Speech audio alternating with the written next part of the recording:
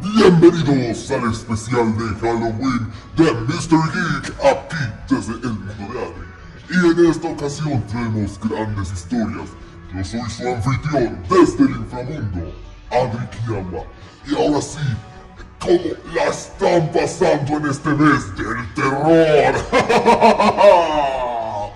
El día de hoy traemos grandes historias que estoy seguro atormentarán sus mentes y les causarán pesadillas todos los días.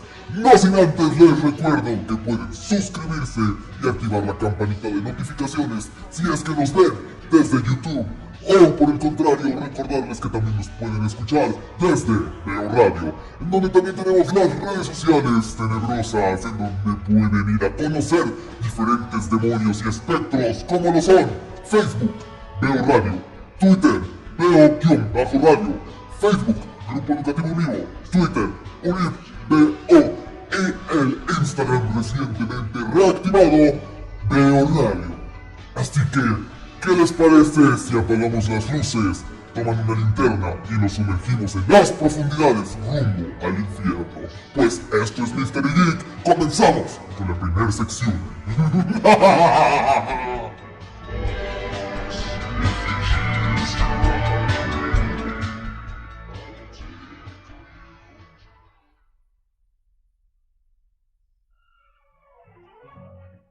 En la noche de difuntos no hay que andar, ni hay que salir a caminar.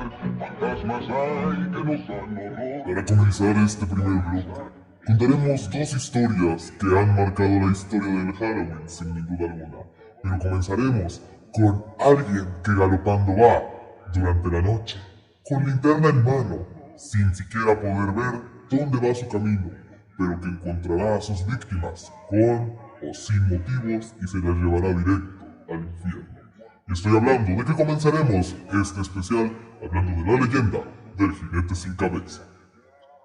Era tanto el amor y cariño de Ponciano Arriaga y Federico Leora que le tenían a su amada Margarita, que no había día que no se retaran y sus miradas retadoras no se cruzaran. Pero el corazón de Margarita pertenecía en secreto a otro muchacho de ese mismo pueblo. Su nombre era Lorenzo, quien era un extraordinario jinete que montaba con gran facilidad los caballos de su rancho, la Cruceta, localizada al kilómetro 78 por la carretera a Reynosa. Y precisamente cuentan los bisnietos de los que fueron testigos, fue en ese rancho donde se protagonizó una de las terroríficas historias de las cuales aún no se tiene una explicación lógica y científica de lo que en realidad sucedió ahí. Dicen que cuando Antonio se dio cuenta del amor que Margarita en silencio le profesaba a él, le correspondió totalmente que sus sentimientos y se la llevó en una noche de luna llena, con previo consentimiento de ella, y la llevó a su rancho claramente, para ser felices solos y amarse profundamente. Mas sin embargo, los padres de Margarita se negaban totalmente al romance entre el humilde Antonio y la doncella, pues los predilectos para ella eran precisamente algunos de los otros dos hombres en disputa, y Antonio, sin pelar alguna batalla, ganó el corazón de aquella bella mujer. Solo que el padre de Margarita, y mucho menos aquellos dos hombres, se iban a quedar tranquilos y dejar en manos de aquel muchacho a Margarita. Así que aquel viejo, con complicidad de Ponciano y Federico, acordaron un plan para deshacerse de Antonio y quitarlo del camino. Fue así que aquella noche, y con algunos pesos de por medio, aquellos otros rivales y ahora compañeros irrumpieron en el rancho de las Crucetas. Margarita se encontraba dormida mientras que Antonio terminaba de amarrar a sus caballos. En eso, 4 poderosos brazos lo atraparon. Una nube de puñetazos llovió sobre su rostro sin darle oportunidad de ver a sus agresores, y mucho menos de defenderse.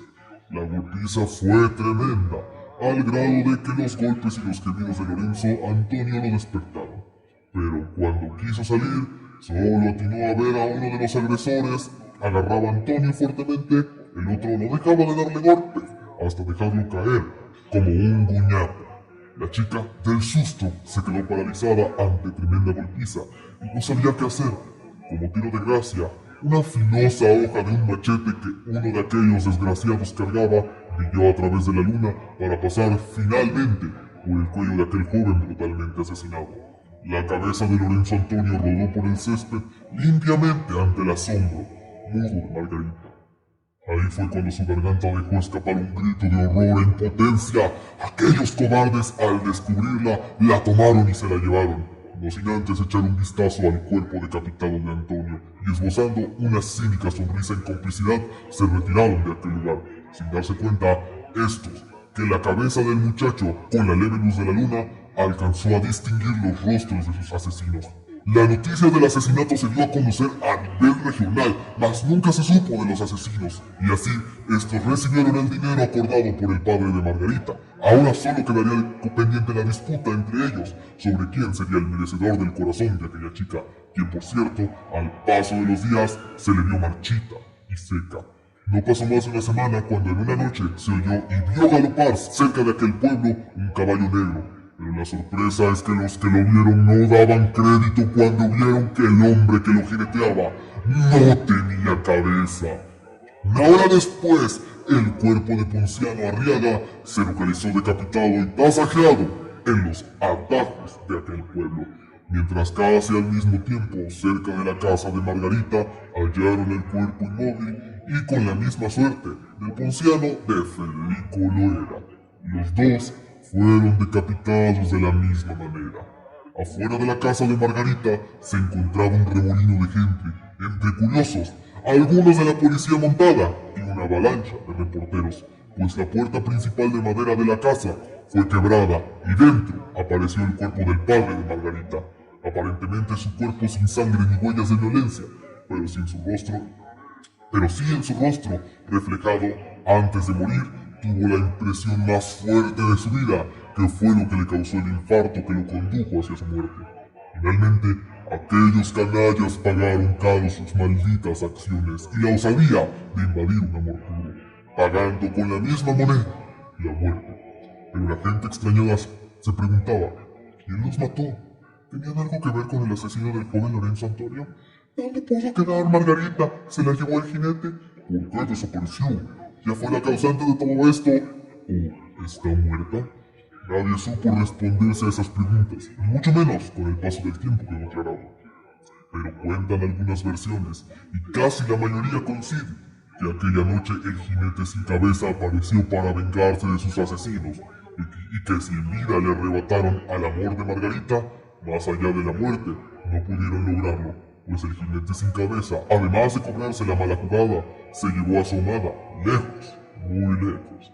Cuentan que no volvieron a ver a Margarita, y aquel jinete extrañado por el pueblo cuentan que no volvieron a ver a Margarita y aquel jinete, extraño por el pueblo y por lugares circunvecinos. Dicen que se marchó más allá, a todo galope, en brazos de su amado, para seguirse amando como jamás lo hicieron en vida. Que cortar, tiembla al mismo Lucifer, no le quiere hablar ni lo quiere ver.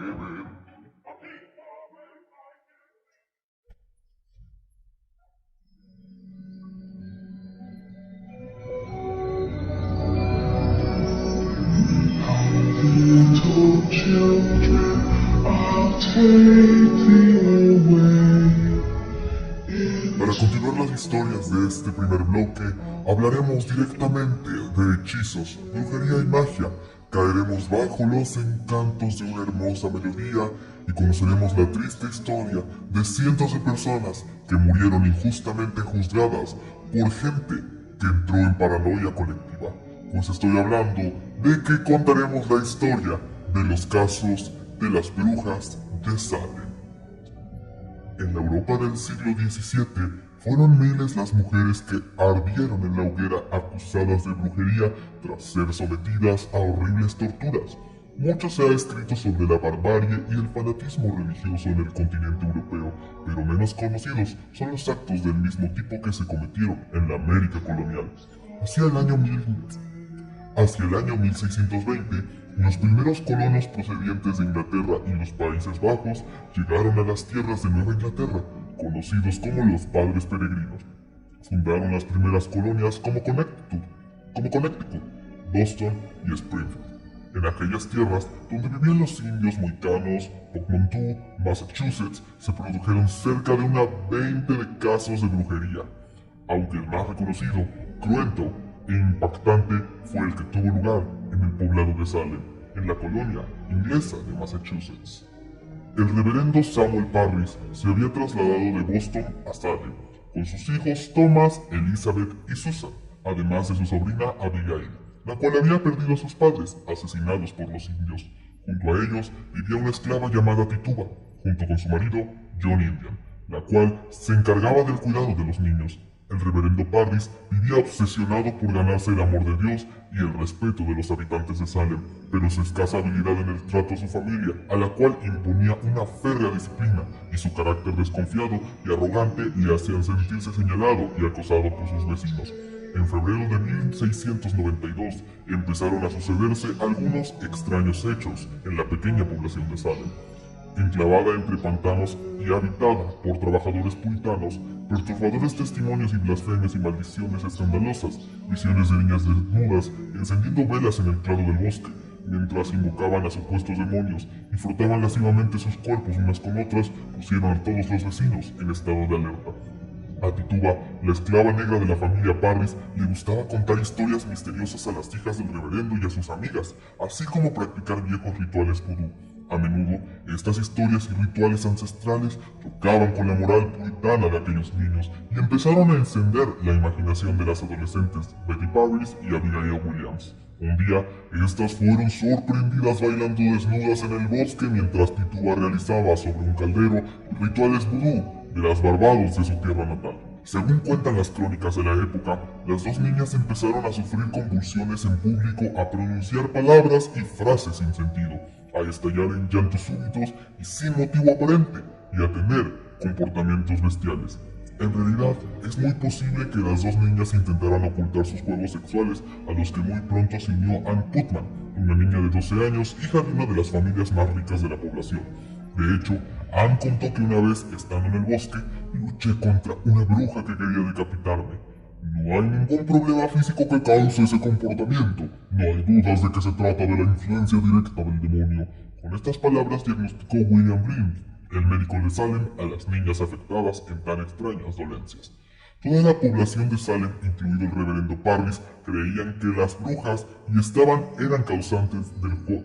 Toda la población de Salem, incluido el reverendo Parris, creían en las brujas y que éstas eran las causantes del extraño comportamiento de las jóvenes. Para evitar la horca, las niñas acusaron a Tituba de iniciarlas en ritos satánicos. No dejaba de ser curioso que el método usado para confirmar el caso de brujería de las dos niñas fuera que el marido de la esclava, John Indian, preparase un brebaje a base de harina de centeno y orina de bebé, y se le diese a beber a un perro.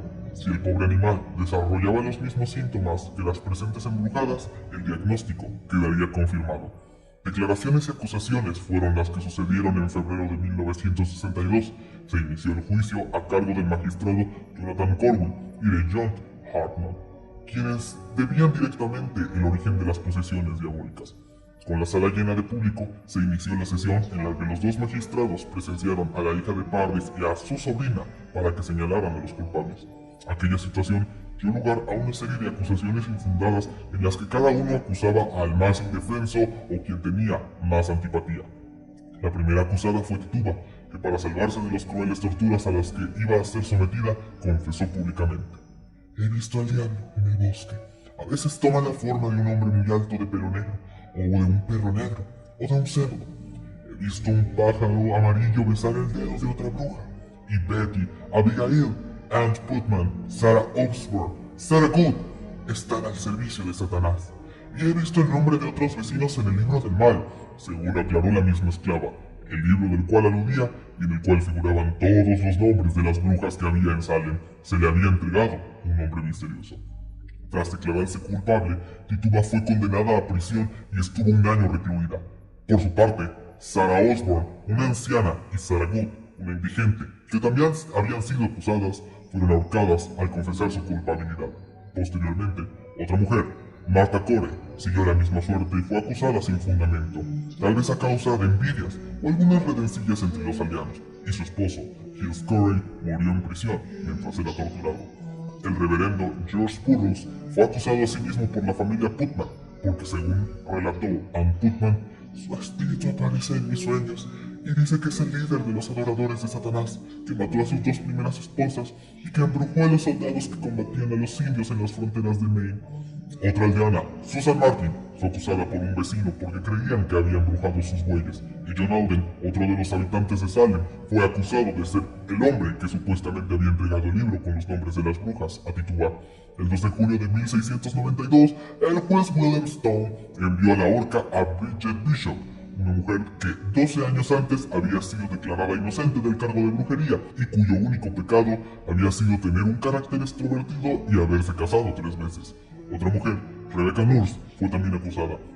El juez la conocía bien, la declaró inocente, lo que provocó tal oleada de vandalismo y salvajismo entre la población que el asustado magistrado tuvo que cambiar de opinión y ordenar que la ahorcaran inmediatamente. Pocos años más tarde, los tribunales comenzarían a admitir que los procesos judiciales en Salem de 1962 habían tenido bastantes irregularidades, y finalmente, en 1703, el Tribunal de Massachusetts rechazó casi todas las pruebas presentadas durante los juicios. 3 años más tarde, Ann Putman, una de las niñas supuestamente embrujadas, pidió perdón a su iglesia y a las familias de los ajusticiados en la horca. Lo hizo engañada por Satanás. Por su parte, Bertie Parvis se fue de Salem con su padre, y el rastro de Abigail Williams se pierde a mediados de 1692. Son numerosas las conjeturas sobre las circunstancias terribles acontecidas en Salem. Algunos autores han citado a la epilepsia como la causa de ataques y las convulsiones de las niñas, y otros han encontrado un origen tóxico en estas manifestaciones colectivas.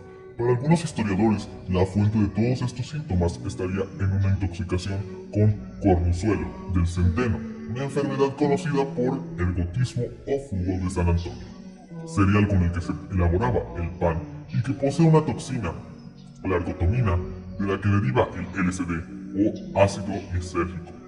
No obstante, para la mayoría de los estudiosos, la causa más probable de tan terribles acontecimientos es la histeria colectiva como resultado del asfixiante clima de puritanismo y de la educación represiva que impregnaban en aquellos tiempos.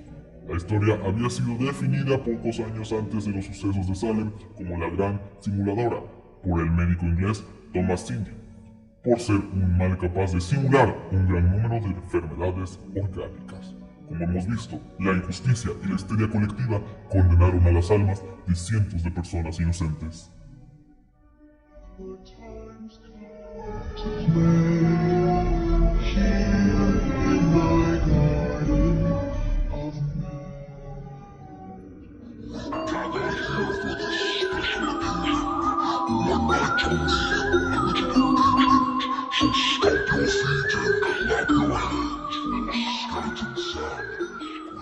Bienvenidos de regreso a Mystery Geek.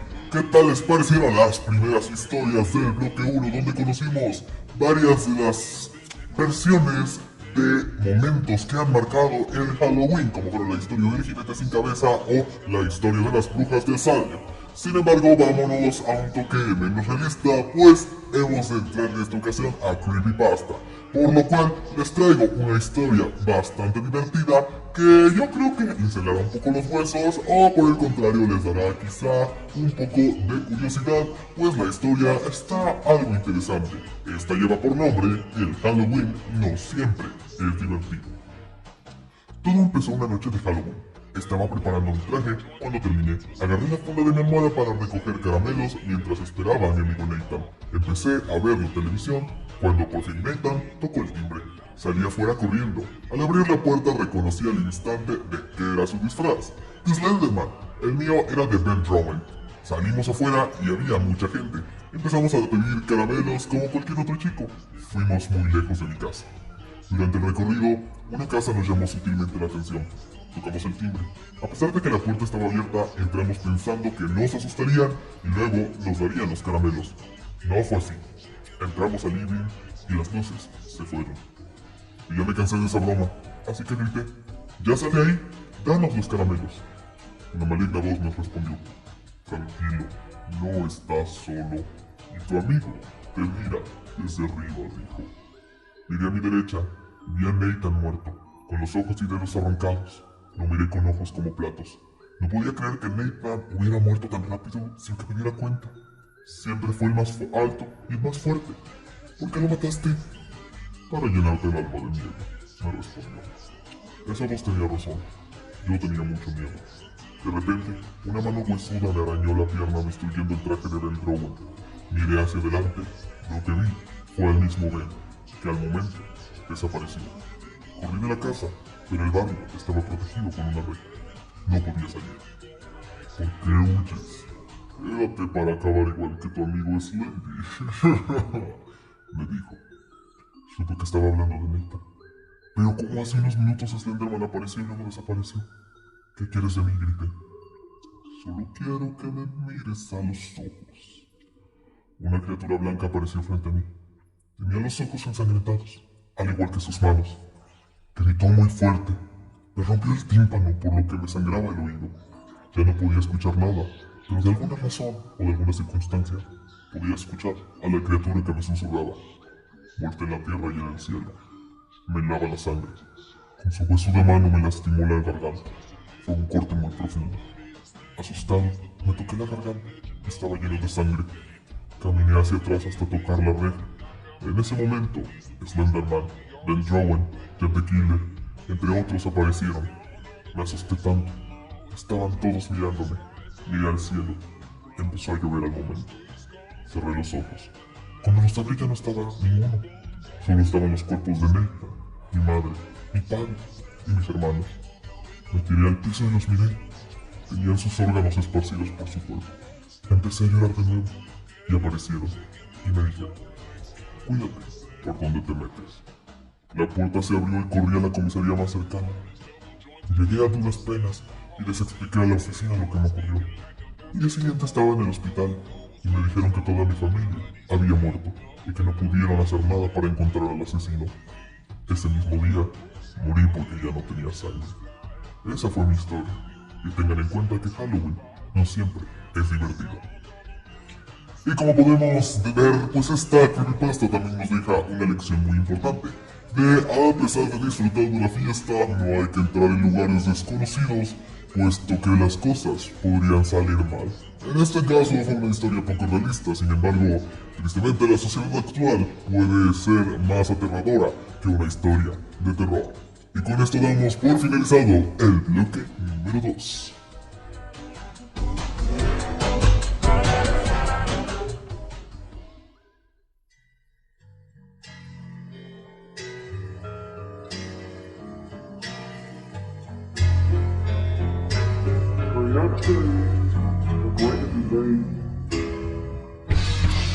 Regresamos con otro bloque aquí al especial de Halloween de Mr. Geek. Y en esta ocasión no traemos una historia ni leyenda ficticia.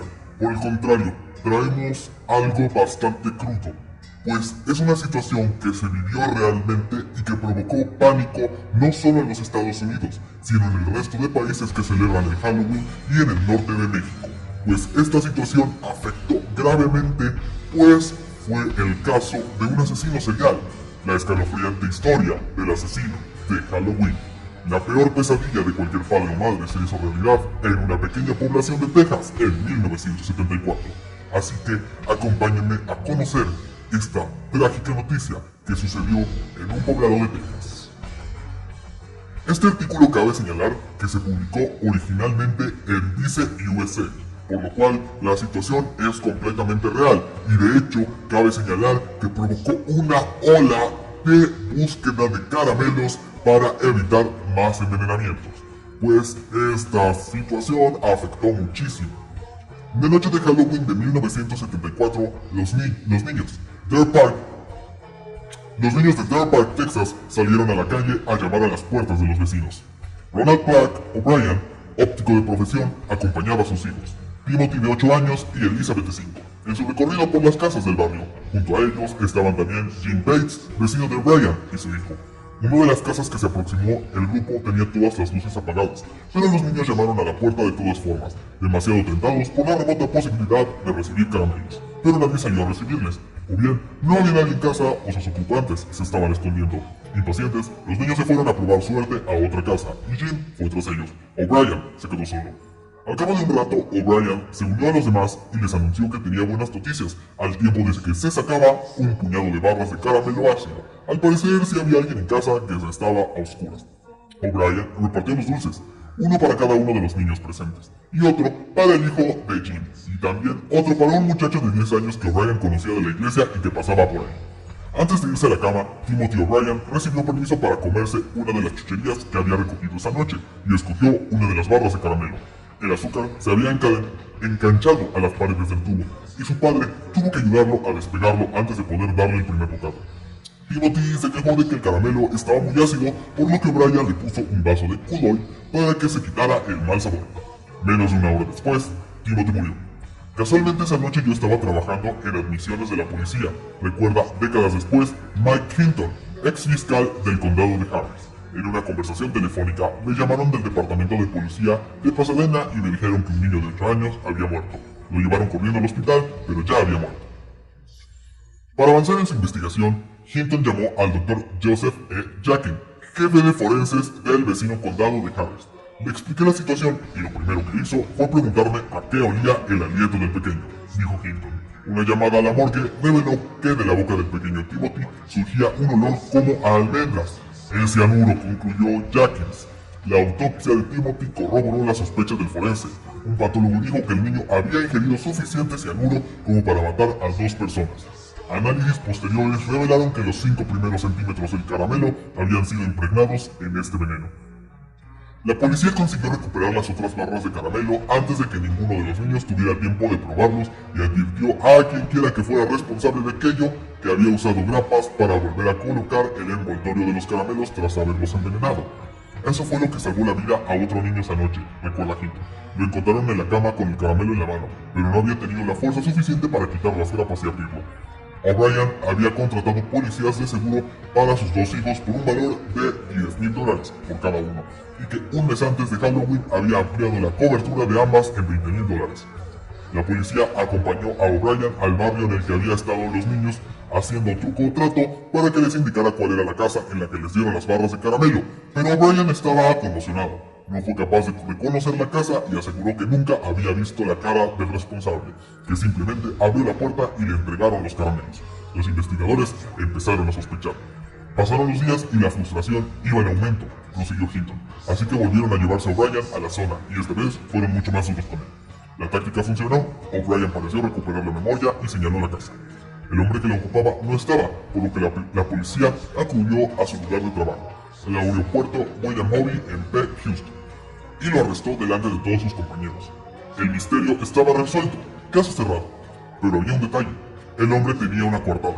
Resultó que esa noche estaba en el trabajo, dice Hinton, con su marcado acento de Texas. Su mujer y su hija estaban en casa y habían apagado las luces porque se les habían acabado los caramelos. La historia del hombre estaba avalada por los testimonios de sus compañeros y las hojas de firma de su empresa. Aquello no hizo más que incrementar mis sospechas, afirmó Hinton. También había oído que O'Brien estaba enfadado con su familia por no quedarse despiertos la noche del funeral de Timothy, lo cual me pareció muy raro. Más tarde se supo que O'Brien había escrito una canción sobre cómo Timothy se reunía con el Señor en el cielo y al parecer se había puesto nervioso cuando sus familiares se negaron a quedarse despiertos hasta tarde para ver cómo la actuación se retransmitía por televisión. Algo muy extraño estaba pasando, apuntó Hinton. Poco tiempo después, mientras Hinton daba clases en la Academia de Policía de Pasadena, los detectives del caso acudieron a él. Habían descubierto que en enero de ese año O'Brien había contratado pólizas de seguro para sus 2 hijos por un valor de $10,000 por cada uno, y que un mes antes de Halloween habían ampliado la cobertura para $20,000. Los investigadores ya sabían que O'Brien tenía deudas que superaban los $100,000, por lo que cuando se enteraron de que a las 9 de la mañana del día siguiente a la muerte de Timothy había llamado a la aseguradora para cobrar la indemnización, no les quedó el menor atisbo de duda sobre quién era el responsable. Tras obtener una orden de registro, la policía encontró en la casa de los O'Brien unas tijeras con residuo de un plástico similar al del envoltorio de los caramelos envenenados. O'Brien fue arrestado y llevado a la comisaría para ser interrogado. La investigación avanzaba y todas las pruebas apuntaban a O'Brien. Resulta que O'Brien iba a una universidad comunitaria y en clase había preguntado a su profesor si el cianuro era más letal que otros tipos de veneno, añade Hinton. ¿Por qué iba a preguntar algo así? Otro testigo que trabajaba para una empresa de productos químicos de Houston dijo al policía que un hombre había ido a comprar cianuro y se fue tras saber que la cantidad mínima que podía comprar eran 2.5 kilogramos. El hombre de la tienda no supo identificar a O'Brien, pero sí recordaba que el cliente llevaba un bate beige o azul como la de un médico. Explicó Jim. O'Brien era óptico y el uniforme que llevaba en el trabajo era exactamente así. Todo esto ocurrió muchos años antes de que existieran las pruebas de ADN y las tarjetas con sistemas contractales, por lo que la policía no pudo probar lo que las barras de caramelo habían estado en manos de O'Brien, ni que éste hubiera comprado el cianuro. Por el momento, el óptico de 30 años seguía manteniendo la presunción de inocencia.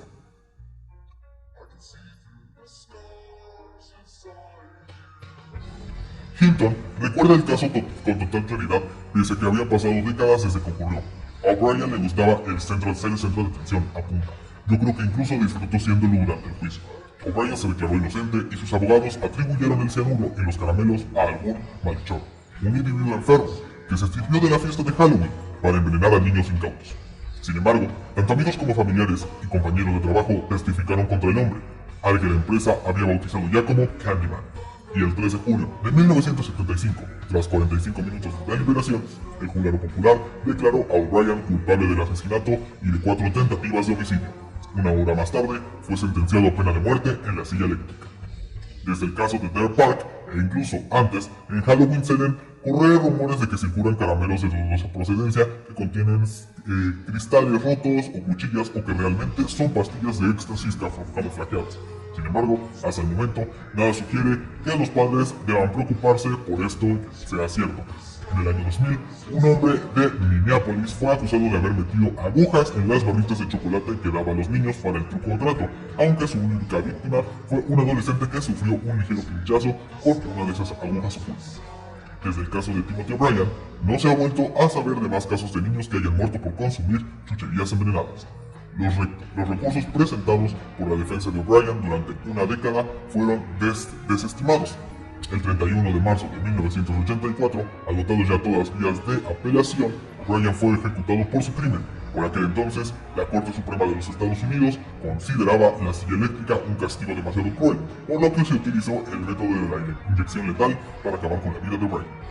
Reunidas frente a las puertas de la penitenciaría del estado de Texas, cerca de más de 300 personas esperaban la confirmación de la muerte del envenenador de Halloween mientras gritaban truco o trato y lanzaban caramelos a un grupo de manifestantes contra la pena de muerte. Ese mismo día, a las 12:48, hora en la que se anunció la muerte de O'Brien, Hinton se encontraba en su hogar de la infancia en Amarillo, a 8 horas en coche de la prisión de Texas. Esa noche se fue a pescar a su lago favorito y se bebió una cerveza mientras la oscuridad cubría el lago. Y como vemos, esta historia fue bastante rara y bastante aterradora, pues es un caso real que ocurrió en los Estados Unidos. Así que recuerden bien, si ustedes van a pedir truco o trato, revisen sus dulces, o si van acompañados de sus hijos o hermanitos, siempre chequen que los dulces estén correctamente cerrados para que así no les pase nada malo.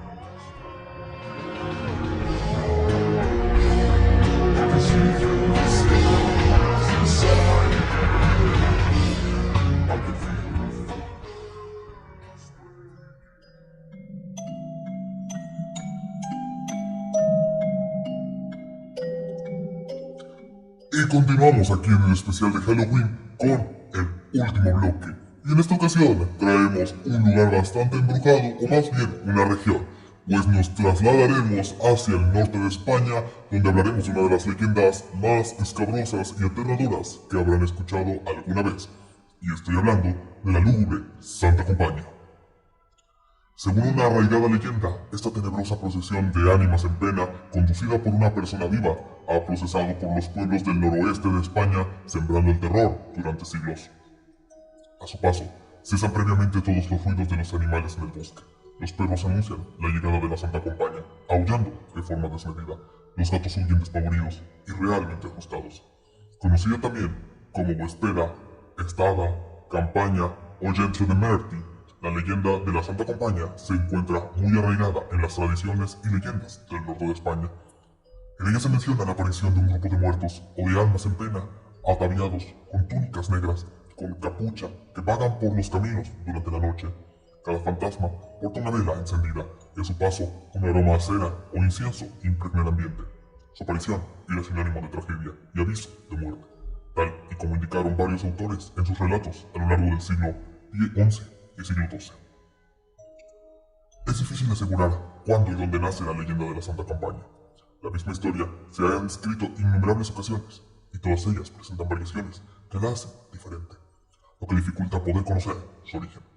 De hecho, recuerdan a algo la famosa caza salvaje del dios nórdico Odín, en la que un grupo de cazadores fantasmales eran portador de malos augurios. Los especialistas en mitología celta también sugieren vínculos con la procesión de bretonas de los muertos. Una tercera hipótesis vincula a la Santa Compañía con la histeria galesa de los perros de Aon del inframundo, una raza de canes espectrales que participan en cacerías y acompañan a las almas de los difuntos. Por su parte, la mezcla de creencias locales celtas en España y Portugal con las historias traídas de otras tierras por invasores o inmigrantes creó leyendas y tradiciones únicas. Algunos elementos de la Santa Compañía parecen estar relacionados con el Breton Acon, un personaje legendario de la mitología popular de la Baja Bretaña, en Francia, que personifica la muerte, y con las historias irlandesas sobre Bashes, espíritus femeninos que se parecen a aparecen a alguien para anunciar con sus llantos o gritos la muerte de un pariente cercano. Pero la Santa Compañía no es solo un desfile de ánimas. Esta procesión espectral aparece encabezada, según los testigos, por una persona viva, un mortal que en sus manos lleva a veces una cruz y otras un caldero con agua. Lo siguen varios personajes encapuchados que entonan cánticos y rezos y portan una vela, así como una pequeña campanilla. A su paso la Santa Compañía levanta una densa niebla, viento y por supuesto un fuerte olor a cera. La persona viva que predece a la procesión puede ser un hombre o una mujer, dependiendo si el patrón de su parroquia es un santo o una santa. Existe la creencia de que quien realiza esa función no recuerda nada de lo ocurrido en el transcurso de la noche anterior. Esas personas escogidas presentan una extraña delgadez y una excesiva palidez, que irá en aumento a medida que se vayan debilitando, ya que la campaña no les permite descansar ninguna noche. Así, están condenados a vagar noche tras noche hasta que mueran agotados. Solo pueden salvarse si sorprenden a otro incauto al cual traspasar la cruz. Pero existen métodos para protegerse de la Santa Compañía. Se puede dibujar un círculo de Salomón en el suelo con tiza o sal, tumbarse boca abajo y rezar, o la vía más fácil, salir huyendo. En la obra La Santa Compañía, el oráculo de los muertos, el escritor e investigador Elizardo Becoña Iglesias explica que no todos los mortales cuentan con la facultad de poder ver a la campaña, sino que según parece, tan solo algunos dotados poseen esa facultad, los niños a los que se bautizó por un error usando los óleo o de los difuntos. En la mayoría de las historias, la Santa Compañía realiza sus apariciones de noche, aunque también hay casos en los que se les ve de día. El lingüista y escritor J. Cuberio Piñol, del Diccionario Gallego, 1876, escribe: campaña, entre el pueblo de procesión de brujas que andan de noche iluminadas con huesos de muertos, llamando a las puertas para que les acompañen a aquellos que quieren que mueran pronto. En algunas versiones, se cuenta que esta tétrica procesión transporta un ataúd en el cual yace un cadáver, que puede ser incluso el de la persona que sufrirá la aparición, siendo su cuerpo astral el que se encuentra en la caja. Existen fechas concretas en las que al parecer son más frecuentes la aparición de la Santa Compañía, como por ejemplo la Noche de Todos los Santos o la Noche de San Juan. En Asturias también existe una tradición conocida como la Gestia, un grupo de personas encapuchadas que se acercan a la casa del moribundo y después de dar 3 vueltas al edificio, el enfermo muere. Se dice que una mujer que salió de su casa por castañas pensando que era el día, se encontró con un hombre que le dijo que era su padrino, en que entonces ya estaba muerto. El hombre le tendió la mano, dándole la vela encendida. Ella la cogió y al cabo de unas horas enfermó y murió. En Extremadura aparece el cortejo de Ginette y Murti, que se compone de 2 jinetes fantasmales que causan el pánico de madrugada en los pueblos, ya que quien los ve primordialmente muere.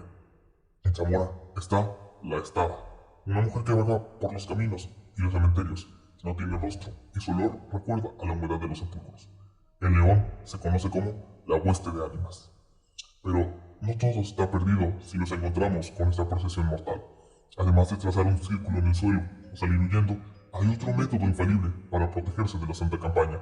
En Galicia son muy habituales los llamados cruceiros, las famosas cruces que todo peregrino que realiza el camino de Santiago va encontrando a lo largo del itinerario hasta llegar a la tumba del apóstol. El crucero es un elemento muy importante, pues uno de los sentidos de este monumento es proteger a los peregrinos que para su desgracia se cruzan con esta macabra procesión de ánimas en su camino. ¿Y tú, te atreverías a ir por esta región para encontrarte con la Santa Campaña? ¿O por el contrario, tendrías mucho miedo de salir? Yo te dejo con la incógnita de algún día visitar este lugar. Y con esto damos por finalizado el especial de Halloween de Mr. Geek.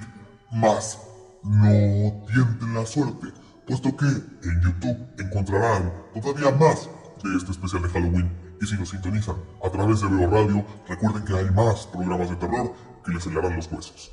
Yo soy Adri, buenas noches, les deseo muchas pesadillas y nos vemos en un próximo episodio de Mr. Geek. Hasta luego.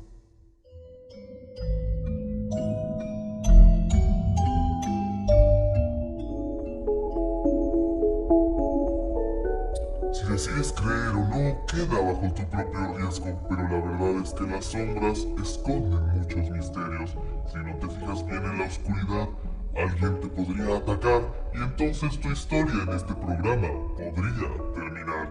Yo soy Adri Piagua y esto fue Mr. Geek. Hasta luego.